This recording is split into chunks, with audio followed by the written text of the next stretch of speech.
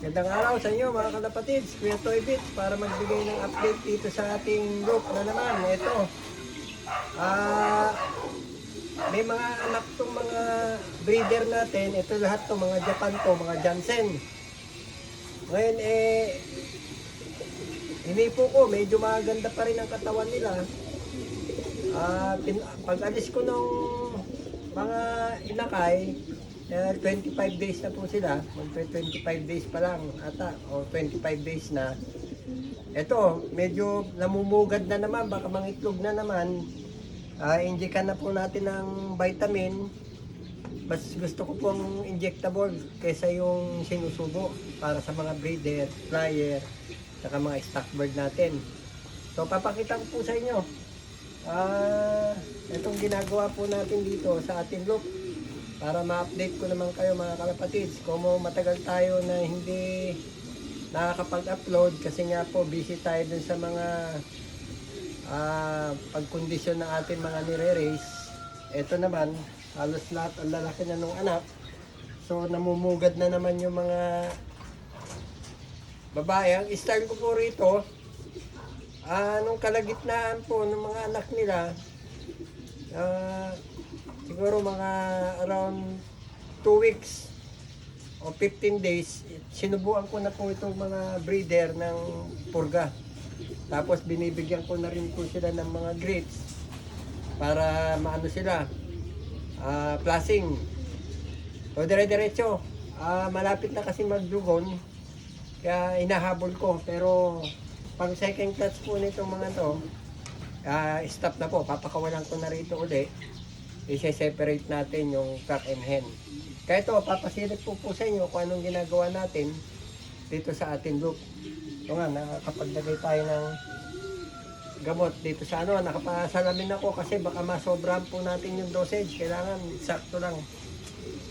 Tapos, meron tayo nail cutter na nakaugalian ko na po pagka breeder. Ginugupitan ko po yung dulo ng kuko, yung pinakamatulis, kasi minsan pag naapakan po yung kanilang mga inakay, napapansin ko po na nasusugatan yung mga inakay, bumabaon po yung kuko. So malambot nga yung balat, pagka wala pang balahibo, tatamlay po sila pagka meron nararamdaman masakit sa katawan nila. Kaya ito, puputulan po natin yung kuko nila.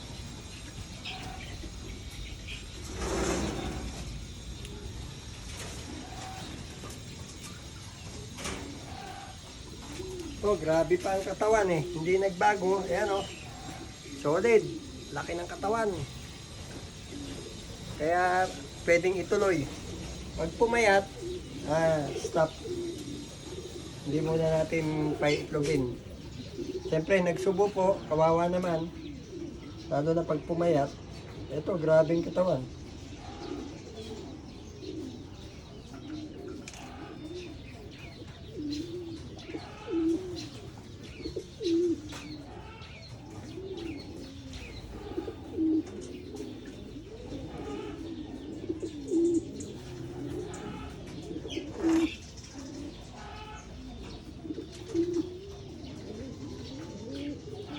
Yan.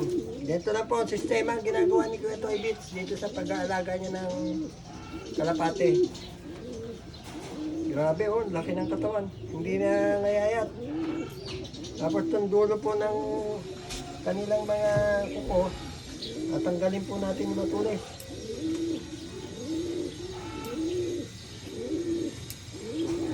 Isa pa, sumasabit po sa screen. Yan. Ganito rin po yung ginagawa ko rin sa Japan nung araw kay Mr. Redeemin, kay Mr. Nakamura.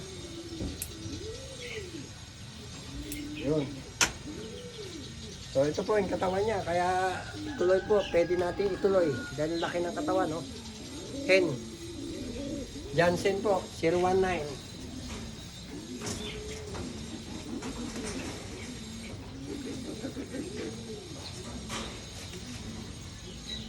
Ito yung cock, ganun din. Solid pa rin ang katawan, kaya pwede natin ituloy.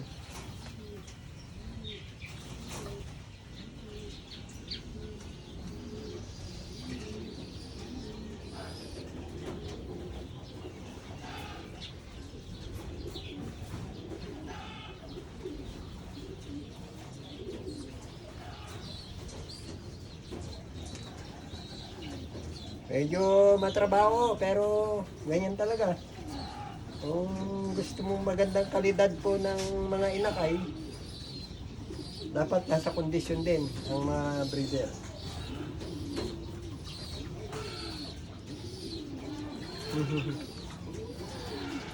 Hmm.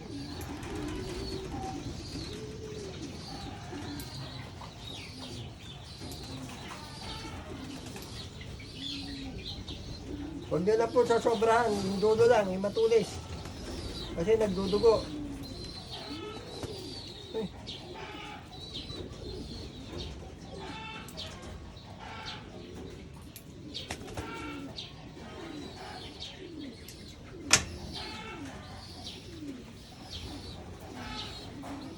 Jansen Red Fox po ito. 019 bloodline. Tinatawag nilang New Generation Jansen Red Fox.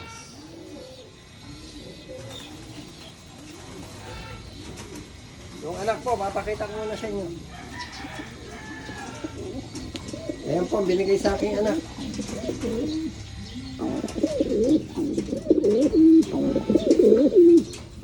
Pares brown, yung isa. Checkered brown pa. Mana sa tatay. Ito naman, como blue bar yung nanay. Blue bar, brown naman pong binigay. Ay, napakaswerte natin. Nagkaroon tayo ng ganyan klase. Yan. So, sunod natin yung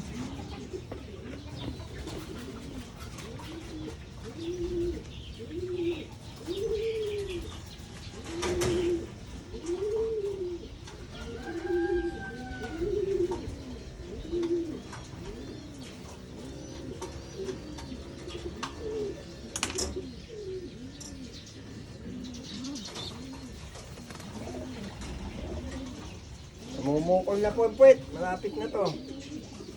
Ito. Solid pa rin ang katawan. Pearl eye po na blue bar. Jansen 019. So, saksakan na natin. Yung purga po, nauna na.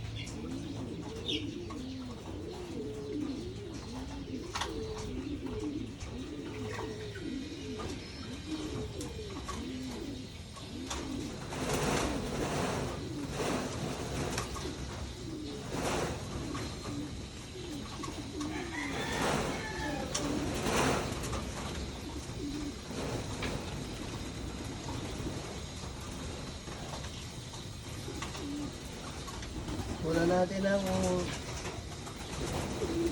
ito, yung dulong matulis lang ang tinatanggal ko ha, dulong matulis.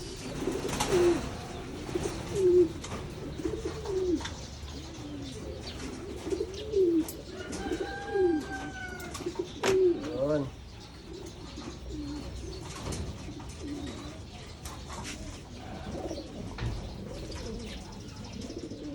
Mahirap yung nag-iisa na nagbablog. At wala tayong videographer.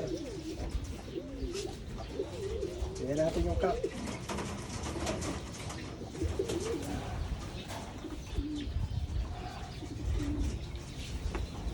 po yung cup. Solid pa rin. Kakatapos na, hindi pa naman tapos magsubo. Nagsusubo pa rin. Pero hinihintay ko lang mga 25 days po sa mga anak. Alisin ko na.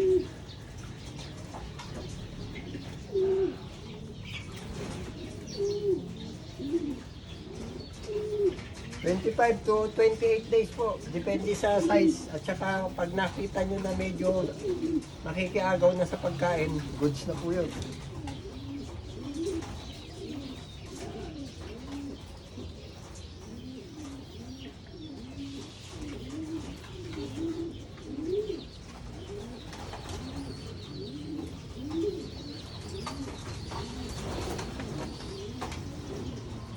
Ito po, sariling sistema ko lang po ito ha. Hindi naman tayo nagmamagaling po, pero ito talaga naka-ugalian ko na.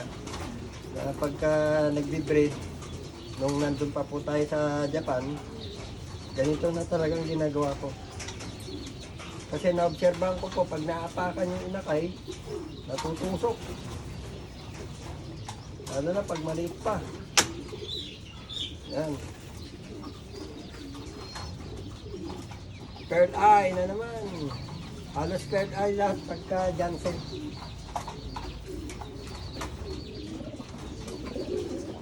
Pasilip ko po sa inyo yung anak na ibinigay po sa atin. Blessing na ibinigay po sa atin ng mga Jansen natin.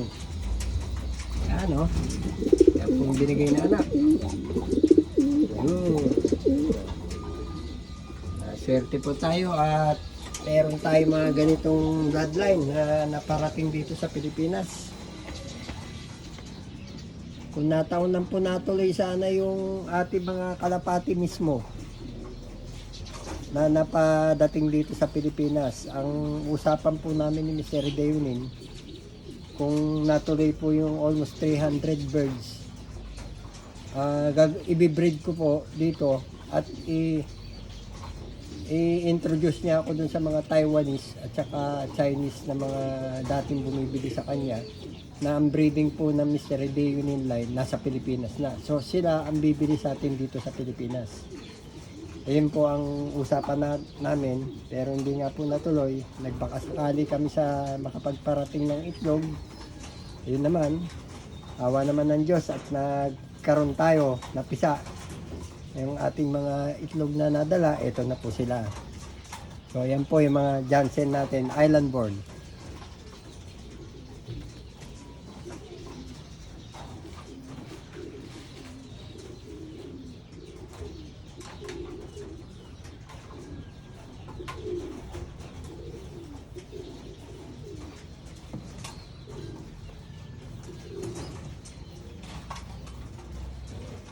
Mamaya na yung sa taas. Yung sa taas kasi, nauna nang nawala yung anak. Nauna na ng itlog.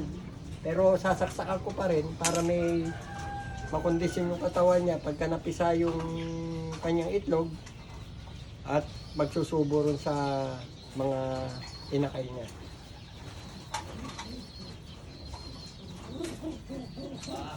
Oh.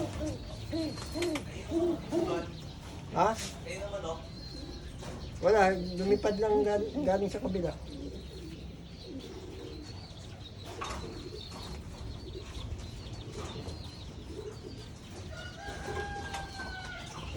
Native na manok na. Lumipad galing sa kabilang bahay.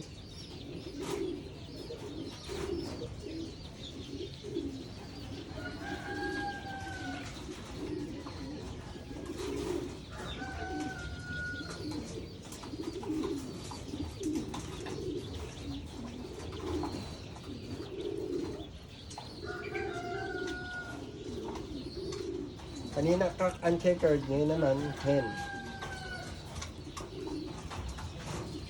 Yun, gawin din. Solid pa rin ang katawan.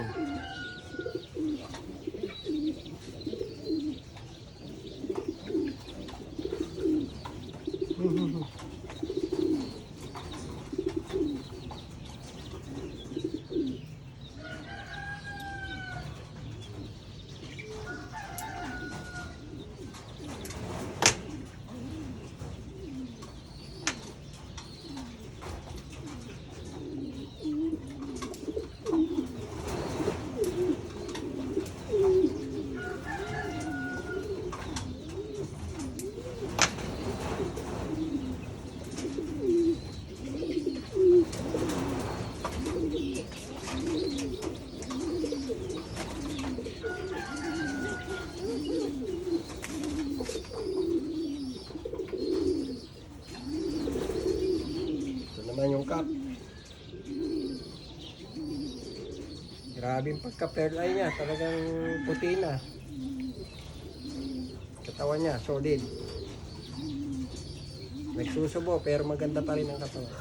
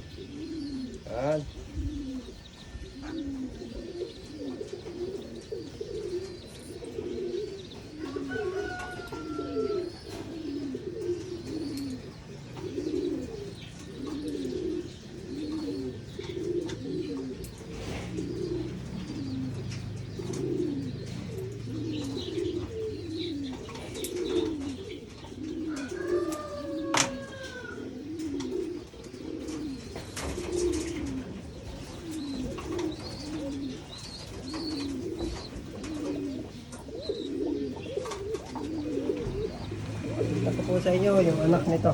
Medyo may bulutong pero papatuyo na. Ayan o. Pares blue bar. Yung inanak nitong blue bar checkered. Doon din blue bar checkered. Pares blue bar din yung inanak. Malakas ang dugo ng mga hen. Ayan.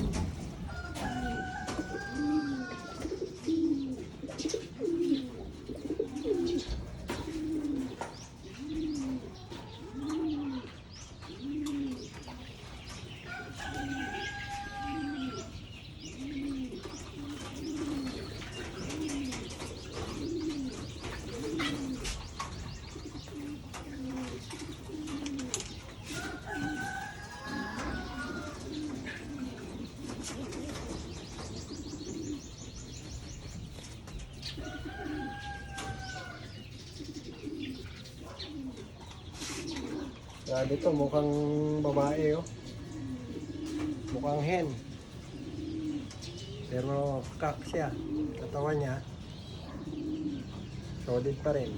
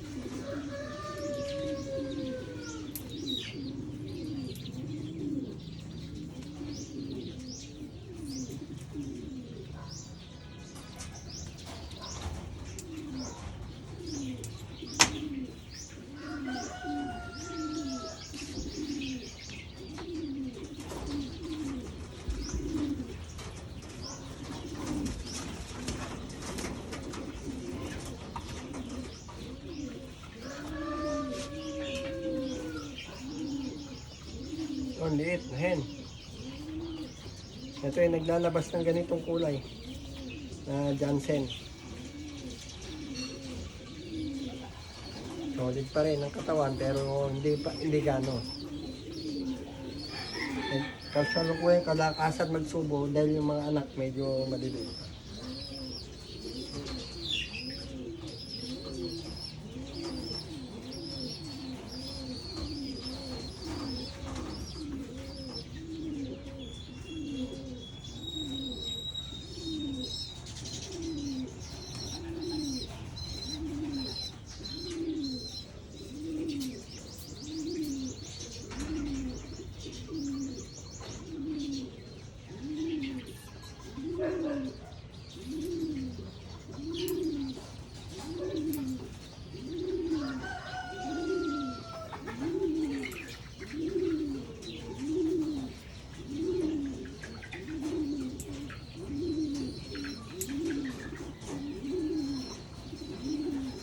Yun. Pakita ko ang anak. Ito po yung naglalabas ng ganyang kulay. Ay anak niya oh. Yun, ganda. Kaya yung magpares. Ayan po yung nilabas na binigay sa atin anak. Ganda. Checkered white light. Tsaka blue bar white light. Ito po yung halos kakulay ni ano, yung may pencil na konti, yung ganun si 019. May konting pencil. Tsaka itong may puti, ganyan po yung ano, yung napa-champion ni Mr. Hideo nung araw. Yung unang lumabas yung ganyang kulay sa kanya. Nasa libro niya yon, yung may puti-puti na lumabas. So ito po yung last na ipapakita ko po sa inyo para wag masyadong maba tong update natin.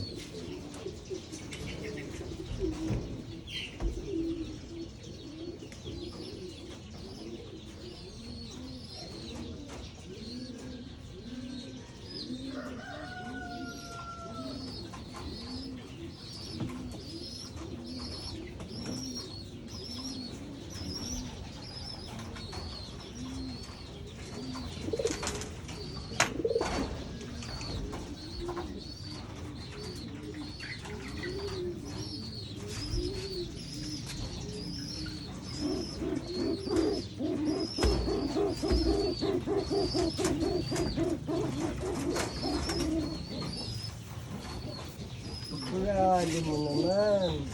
Yan, ganito po yung kulay ni ni 019. May pencil ng konti. Kaya naglalabas siya ng checkered blue bar. Kasi ganyan ang kulay mismo ni 019. Pati mata. Kapwa nito pati mata. Tawa naman, kakto Tawa no. Solid pa. Nagsusubo. Kaya pwede natin ituloy sa ang second clutch nila. Bago man maglugon, at least makakuha tayong miski na dalawang clutch.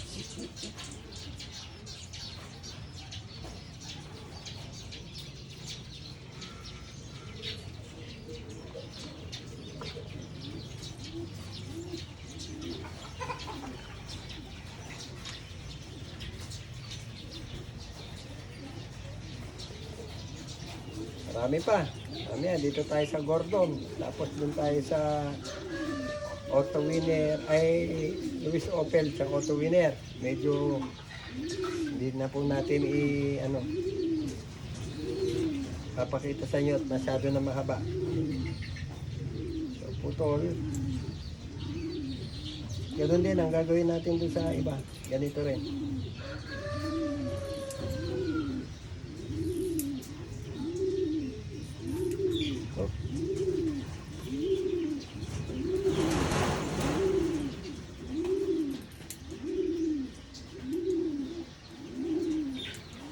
Ito mga island born na to, kailangan huwag po natin lalaspagin para humaba ang buhay nila at saka kailangan ng alagang-alaga para matagal pa natin mapakinabangan. Ganda ng pakpak nito. Solid.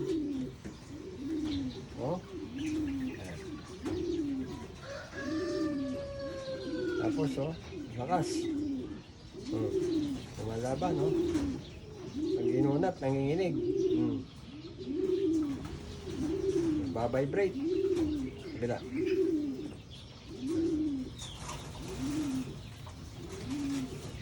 Zero 19 bloodline.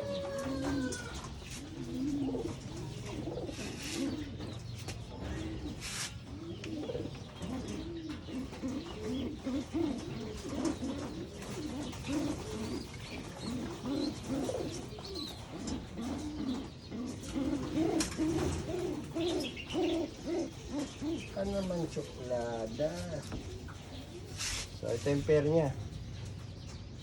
Halos puro pearl eye sila yung mga Jansen natin.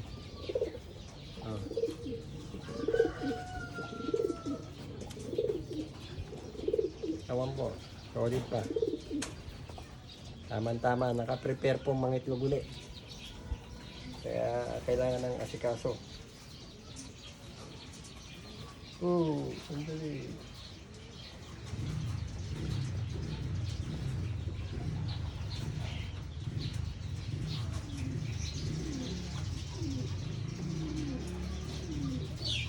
Alas 5 po na madaling araw. Nandito na po tayo sa kulungan. Nag-aasikaso na. Kailangan para hindi po mapabayaan. Basta nagising po tayo, nakapagkape. Dito na tayo sa kulungan kagad.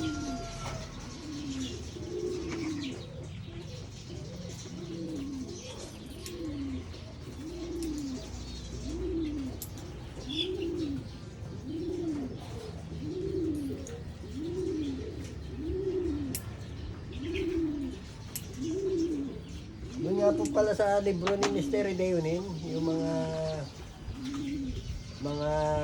dating mga kalapati niya, mga Jansen na nakuha. Meron lumalabas po, may nakita ko doon.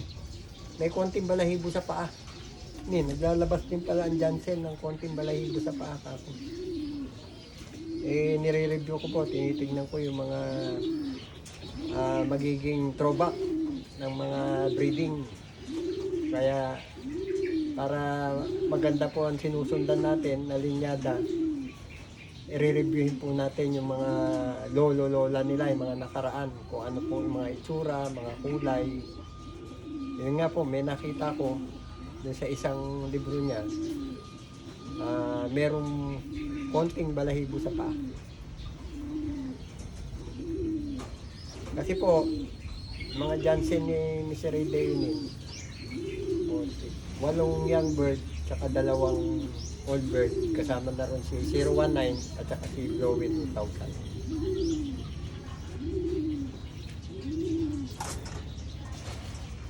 Papakita ko yan, anak. Ito po yung blessing na binigay sa atin itong magpares na to. Yan. Parehas blue ba? Pantay ang laki. Ayan, oh. Solid. Kaya, swerte tayo at nagbibigay sila ng mga gandang anak. So hanggang dito na lang mga kalapatids. Maraming salamat sa mga walang support ay walang sawang sumusuporta sa ating YouTube channel. Kaya like, share, and subscribe na lang po mga kalapatids at paki-share dun sa mga UB natin, yung mga bagong nagkakalapate para makakakuha naman sila ng konting tip para dito sa pag-aalaga ng kalapate. Maraming pong salamat. Hanggang sa susunod po natin update po sa inyo sa mga kaganapan dito sa ating loop. Kuya Toy Beach po. Maraming salamat po. Arigato. Salamat po. Bye.